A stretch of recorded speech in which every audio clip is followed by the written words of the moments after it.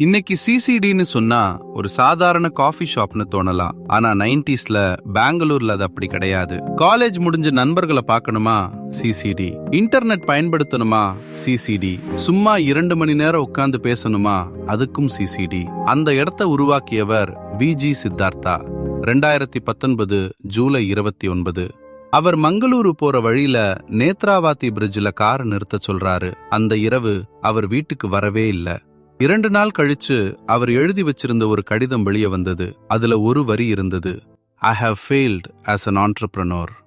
அப்படி என்ன அழுத்தம் அவர் மேல இருந்தது. ஆனா கதை அங்கே முடியல. 7,000 கோடி ரூபாய் கடன். அதை அடைச்சது யாருன்னு தெரியுமா? சித்தார்த்தா கர்நாடகாவில் சிக்மகளூர்ல பிறந்தவர். அவரோட குடும்பம் பல தலைமுறையா காஃபி எஸ்டேட் நடத்தினவங்க. அதனால காஃபி அவருக்கு புதுசு கிடையாது, அது வீட்டோட ஒரு பகுதி. படிப்பு முடிச்சிட்டு மும்பை போய் ஷேர் மார்க்கெட் வேலை கத்துக்கிட்டாரு. ஆனா ஒரு விஷயம் மனசுல இருந்திருக்கும், நம்ம காஃபி வெளிநாட்டுக்கு போகுது, நம்ம ஏன் அதை இங்க பெரிய விஷயமா மாட்டக்கூடாது?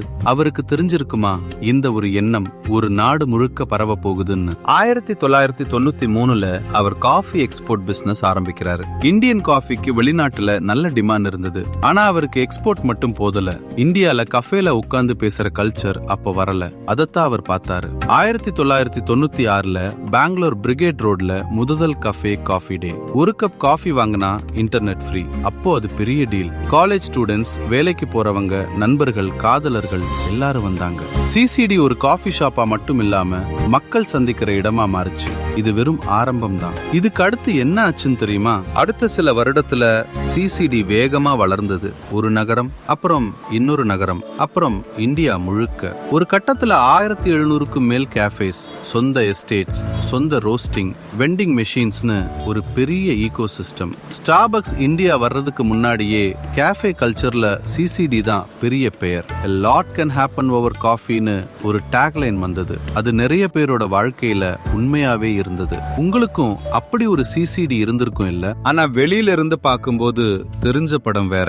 பல கேஃபேஸ், பெரிய பிராண்ட், பெரிய பிசினஸ். ஆனா அந்த growthக்கு பின்னாடி கடனும் இருந்தது. சிசிடி மட்டும் இல்ல, real estate, logistics, hospitality, technology பார்க்ஸ்னு குரூப் பல பிசினஸ்ல இருந்தது. ஒவ்வொரு எக்ஸ்பான்ஷனுக்கும் மறுபடியும் கடன். வளர்ச்சி வேகமா இருந்தது. அதே வேகத்துல அழுத்தமும் ஏறிக்கிட்டே இருந்தது. இவ்வளவு பெரிய பிராண்ட் எப்படி இப்படி ஆச்சு? 2018-19 காலகட்டத்துல பினான்சியல் மார்க்கெட்ல பெரிய பிரச்சனைகள் வந்தது. லெண்டர்ஸ் பணத்தை திரும்ப கேட்க ஆரம்பிச்சாங்க. சித்தார்த்தா மைண்ட்ரியில இருந்த தன் பங்குகளை வித்துறார். பெரிய தொகை வந்தது. ஆனா அது மட்டும் போதல.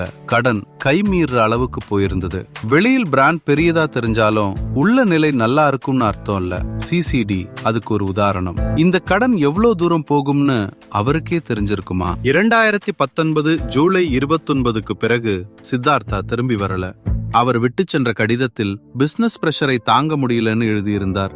அந்த செய்தி வந்தப்போ பல பேருக்கு அது ஒரு பிசினஸ் மேனோட கதை மாதிரி தோணல. நம்ம சிசிடிய ஆரம்பிச்சவரானு தான் தோணுச்சு.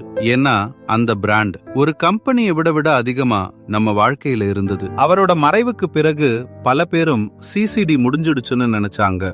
அந்த அளவுக்கு கடன். அப்போ லீடர்ஷிப் பொறுப்பை எடுத்தவர் மாளவிகா ஹெக்டே.